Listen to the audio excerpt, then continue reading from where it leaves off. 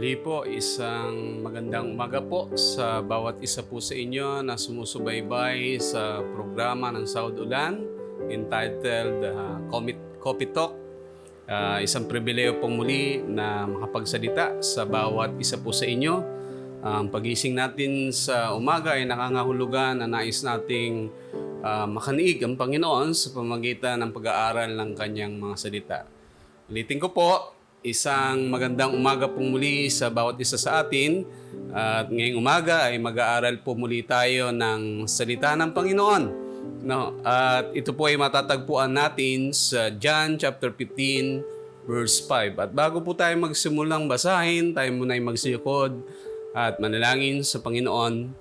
Mapagpalang Diyos na mahabagin sa lahat, Lord, thank you so much for this wonderful morning na yung pong ipinagkaloob sa amin upang ma-encounter lalo ang iyong mga salita sa buhay po namin at madanas po namin lalo higit sa lahat ang pangungusap, pangunguna, pagtuturo ng Banal na Espiritu at sa iyong mga salita na siyang mangunguna sa buhay po namin, nawa ito po ay talagang lumukob at magbigay ng ekspresyon sa buhay namin bilang mga mananampalataya.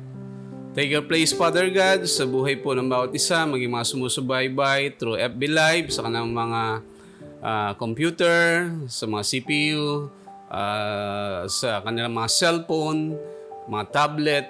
Pangunahan po, Panginoon, bawat isa. At anumang gadget na gamit nila, ay gagamitin namin ito para mapapurihan ka, Panginoon. Sa iyo po ang lahat ng kapurihan at pasasalamat sa pangalan ng Panginoon Jesucristo. Amen. At Amen. Ang pag-aaralan po natin ay matatagpuan po natin sa John chapter 15 verse 5 lang muna ho ang aking babasahin at gusto kong basahin po sa inyo ito sa pamamagitan ng pagbubukas ng Biblia at ganito po ang binabanggit ng salita ng Panginoon. In verse 5, ako ang puno ng ubas, kayo ang mga sanga. Ananatili sa akin at ako sa kanya ang siyang nagbubunga ng sagana, sapagkat wala kayong magagawa kung kayo'y hiwalay sa akin. Salamat po sa pagkakabasa ng salita ng Panginoon. Alam niyo po, nung una kong nabasa ang talatang ito, that was 1996, I think. 1996. No, ay ngayon po ay 2021 na. At ang verse nito ay naging isa sa mga inspirasyon kong verse kung paano ho talaga manatili.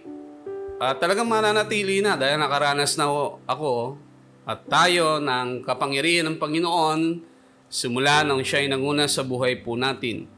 Ngunit, ang talatang ito ay may mas malalim pang kahulugan sa buhay po ng bawat mananampalataya. 2021 na po ngayon. Simula na makilala ko ang Panginoong Hesus at nangusap siya, nanguna sa buhay ko, napakahalaga na sa aking buhay ang sinasabi ng verse, kaya naman hanggang ngayon ay aking pinamumuhay ang nakatala dito. Bagamat nagkakamali at nagkakasala, hindi naman ho talaga tayo perpekto dahil may mga pagkukulang at pagkakamali tayo sa harapan ng Panginoon. Kaya nga yung sinasabi ho ng talata, ako ang puno ng ubas, kayo ang mga sanga, ang nananatili sa akin at ako sa kanya, ang siyang namumunga ng sagana, sapagkat wala kayong magagawa kung hiwalay sa akin. No, may mga pagkakataong pinanghihinaan po tayo ng pananampalataya at talagang nahirapan po tayo dahil sa mga pinagdaraanan nating mga pagsubok sa buhay. Nuulit ko dito ang isipan ni John, sa John chapter 15 verse 4. Ang araling ito ay tungkol sa puno ng ubas at sa kanyang mga sanga, katulad ng turo ni Pablo tungkol sa katawan at sangkap nito. Now, wag ho nating kalilimutan ang nangyari sa mga sangang hiwalay sa puno. Namamatay sila, tinatapon sa apoy. Huwag nating pabayang maputol ang kaugnayan kay Kristo. Isang bagay lamang ang makapaghiwalay sa ating kay Kristo, sa ating kay Kristo, ang kasalanan po. Yan po yung nagiging dahilan. Kaya nga hindi tayo makapangumunga, hindi tayo lumago. Naalala ko nung ako ay bata pa sa Bacoor, sa lugar ng Bacoor po ay naparaming mangga, kamatsili, at kung ano-anong mga namumunga. Napakasaya po ng kabataan ko dahil madali hong kunin ang mga bunga nito. Pwede kang humingi ng mga bayabas, kay mito, at kung ano-ano pa, at sari-saring mga puno na pwede mong akyatin at makakuha ka maging sampalok, hitik na hitik sa bunga. Hindi na nga ako kami umakyat dahil lang hinihintay na namin yung pagbaksak ng bunga. At ito po ay hinog na hinog na. Ano lang ang gusto kong ipakita po sa inyo mga kapatid kong minamahal. Isang bagay lamang ang paghiwalay sa atin sa Panginoon, kay Kristo. Yun po ay kasalanan. Ito'y parang uod o sakit na sumisira sa sanga. Tiyak na mapuputol ang kaugnayan natin kay Kristo kung makasalanan tayong hindi pinagsisisihan. No, kaya nga pinanghihinaan po tayo. No? Hindi tayo makapaglingkod ng lubusan sa harapan ng Panginoon. Alam nyo, tinayak na Jesus sa mga alagad na maliban kay Judas Iscariote, silang lahat ay malilinis na. In John chapter 3 verse 10, silang mga binuhay na sangang malapit ng mamunga. Nilinis nila sila mula sa kanilang makasalanan sa pamagitan ng paniniwala at pananampalataya sa mga salita o aral ni Kristo. Ngunit kailangan pa rin silang palagi ang linisin dahil nga nagkakamali, nagkakasala. Kaya kapit lang ho tayo sa puno. Hindi ho dapat tayong hiwalay sa presensya ng Diyos sapagkat paano tayo makapamumunga? No? Kung hiwala tayo doon sa puno o kaya kay Kristo na pinanggagalingan ng ating buhay, pananampalataya at spiritual na kaugnayan natin sa Kanya. Kaya may nakita ho ba kayong sanga na putol tapos namunga pa? Wala ho. Ang daming kong pagkakataong nakikita ng mga sanga. Ang nangyari ho sa sangang napuputol ay nababali yan Tapos kalaunan, matitiyo ang dahon, mabubulok, hanggang bumaksak na lang po yan. At yan po ay kinukuha ng mga ang ginagawa namin dyan. Uso noon, 1980s, 85. I think, uso noon ay gatong, hindi naman uso yung gasol noong panahon na yun. At malaking bagay yan. Pag pumunta ka ng bukid, nakita ka ng mga sangang talaga nabali, kinukuha ho namin yan at yan po ang aming pinanggagatong. Kaya dito, tingnan din natin ang sabi, manatili kayo sa akin at ako'y mananatili sa inyo. Ang manatili kay Kristo ay nangangahulugan ng pag-ibig sa Kanya. May mga pagkakataon, nahihirapan na po tayo, parang hindi tayo makapamunga dahil nga sa kasalanan. Hindi nga ho tayo magbubunga dahil kung yung kasalanan ang nagiging hadlang, dahil alam nyo, kapag tayo ay nakakasala, yan yung parang pumuputol na sa relasyon natin sa Diyos. No? Dahil hindi nga tayo makalapit, nahihiya tayo, no? Pero alalahanin po natin ang bilin lagi dito ni Juan, manatili sa kanya anuman mga sitwasyon na nangyayari sa buhay po natin, lalo ngayon, pandemic, maraming mga isapin, maraming mga alalahanin, pero ang gusto pa rin ng Panginoon, manatili tayo sa kanya. Kaya nga ang mananatili kay Kristo ay nangangahulugan ng pag-ibig. No, yung pananatili natin sa bunga, may nangyayari po kasi sa ating buhay, no? Isa, marami yung nakakausap, ang bigat-bigat na ng problema, parang ayaw na, nahihirapan na. Pero lagi kong sinasabi tungkol sa Biblia, ang bilin ng Panginoon, manatili sa Kanya, no? Kaya ho, ang pagsunod sa Kanyang mga aral, panalangin at pagsamba ay napakahalaga. Alam niyo, yung mga hindi ho talaga namumunga para yung sanga ay mapalitan, yan po ay pinuputol, lalo ng mga bulok na. Nasaksiyan ko yan dahil laki na rin naman ako sa bukid. At pag naputol po yun, may pumapalit na sanga uli at namumunga. At kalaunan, makikita mo may bunga na po yung sangang nabali dati na napalitan. Sa kabilang dakot, nililinis ng Ama ang sangang nagbubunga para lalong mamunga. Pinuputol ng Diyos ang masasamang sanga o mga masamang ugali natin at mga kasalanan. Yung pala ang ibig sabihin nun. Yung masasamang ugali at mga kasalanan. Kaya sinasabi ng 2 Corinthians 5:17, ang sino man nakipag-isa kay Kristo, isa ng bagong nilalang, wala na ang dating pagkatao, siya ay bago na. Kapag kasi kumakabit tayo sa puno, kapatid kong minamahal, yung sustansya ng puno, no, at yung lahat ng benepisyo mula sa puno, yung sanga nakikinabang. Kaya naman yung sanga, kapag talagang naroon po ang kanyang paglago rin, tumatabayan umuusbong, diyan po magbubunga. Yan yung gustong mangyari sa atin ng Panginoon, na huwag tayong aalis sa presensya niya. Kasi pag tayo maalis nga, yan yung nagiging dahilan para lumayo tayo sa harapan ng Diyos. Ang inaalis ng Diyos sa atin, kapag tayo, lalo na kung tayo ho ay mga nakagawa tayo ng mga bagay, hindi na nagiging karapat-dapat sa harapan ng Panginoon. No, yung masamang pag-ugali, dapat ho, kung ikay talagang namumunga sa presensya ng Panginoon, glory by glory, ang nag-aalis po niyan ay ang Diyos. Kung paano tayo pag-communicate sa Kanya bilang mananampalataya na lumalapit sa presensya niya.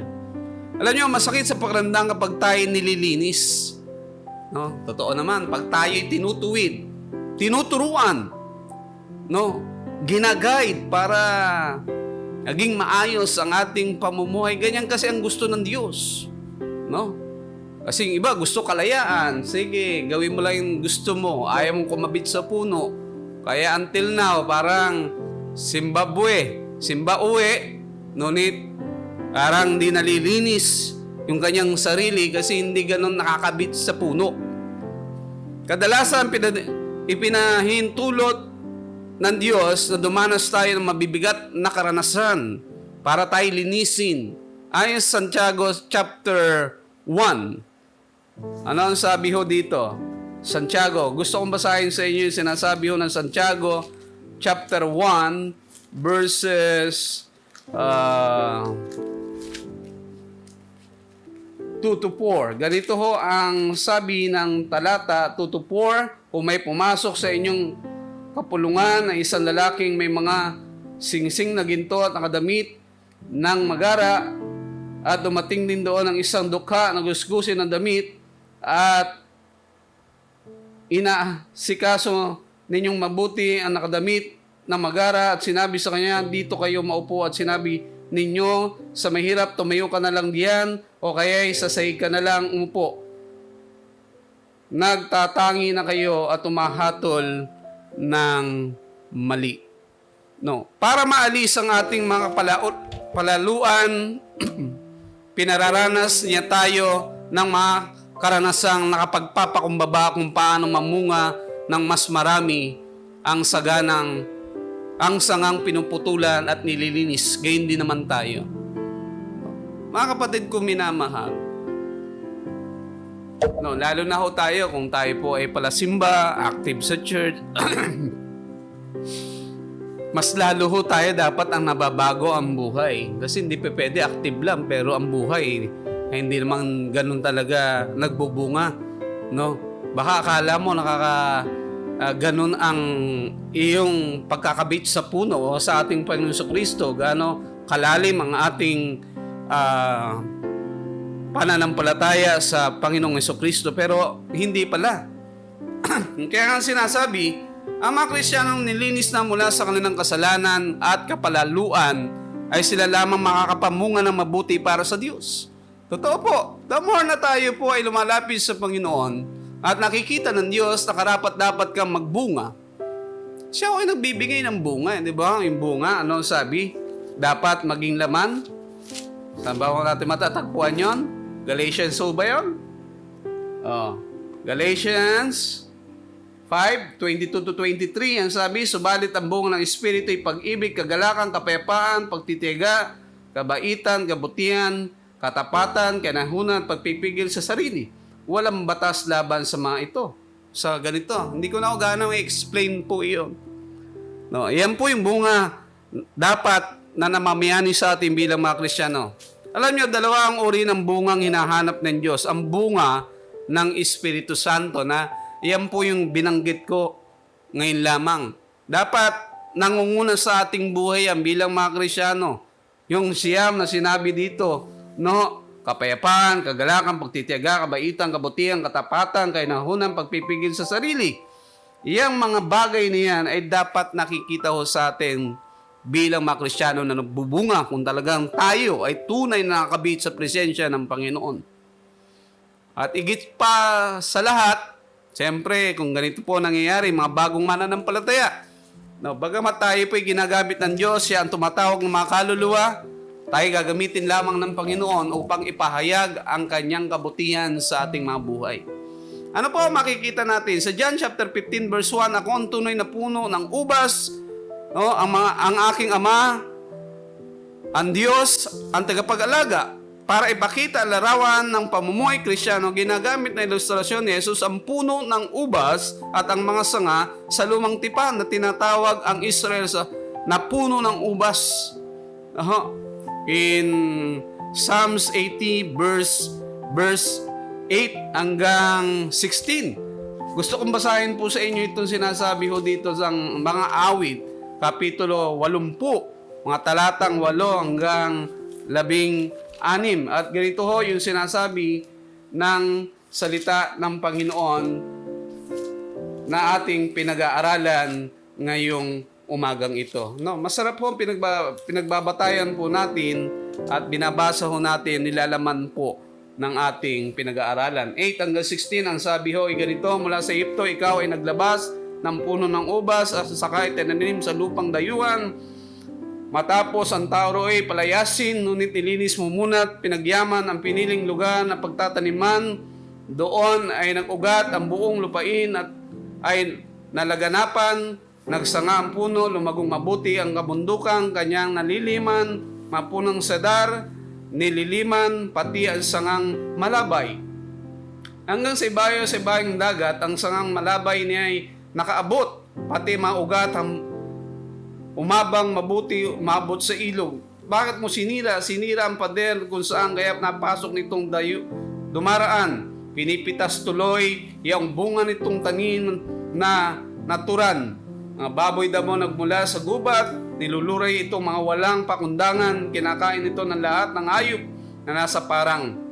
Ika'y nalumbalik o Diyos na dakila pagmasdan mo kami mula sa itaas at ang punong ito'y muling pagyamanin at iyo'y iligtas. Lumapit ka na. Ang puno ng ubas na itinanim mo ay iyong iligtas, yung punong iyon na pinalago mo at iyong pinalakas.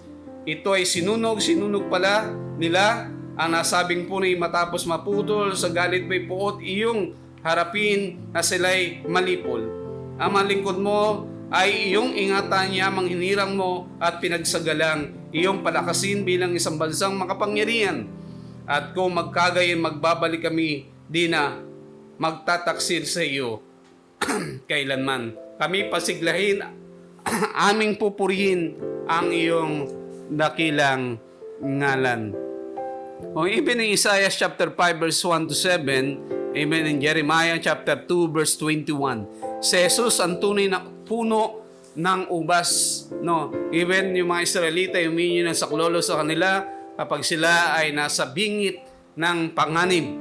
Kaya nga ho, ang mga Kristiyano, ang mga sanga, in John chapter 15 verse 5, kung paano nga sanga hindi mabubuhay kung walang katas o daktang dumadaloy sa kanya mula sa puno.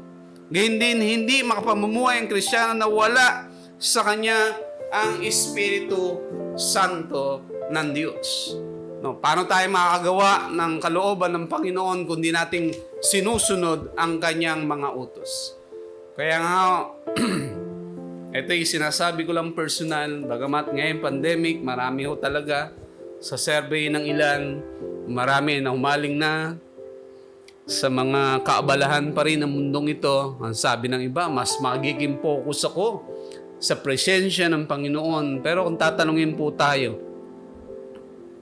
ilang minuto ho ang nilalaan natin para kumabit tayo at humingi ng sustansya mula sa puno o sa ating Panginoon Kristo sa pamamagitan ng pananalangin?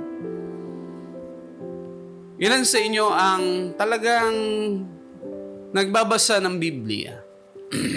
Ilan sa inyo ang talagang lumalagi sa pakikinig ng mensahe ng Panginoon sa oras ng pananambahan?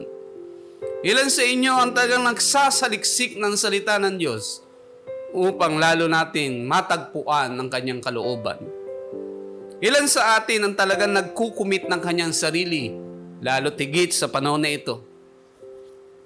Nga kapatid ko minamahal, ang sabi ho ng talata, ako ang puno ng ubas, kayo ang mga sanga, ang nanatili sa akin at ako sa kanyang siyang mamunga ng sagana, sapagkat wala kayong magagawa kung hiwalay kayo sa akin.